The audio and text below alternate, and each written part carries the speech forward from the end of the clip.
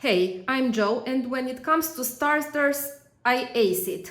Here is a simple idea of polenta with cheese and sour cream that goes perfectly as a starter. For this you need salted cheese, sour cream and polenta. Let me just get the polenta that I just made. Also, check my other video on how to make polenta. So, you need like 1 big spoon of polenta, maybe 2. Some sour cream,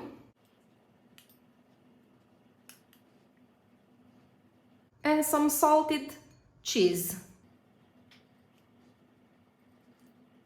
The way it goes, you just smash the cheese,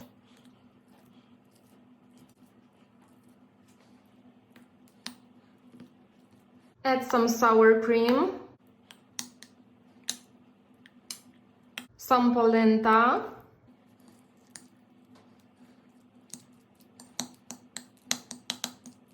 and trust me, it's as delicious as it looks.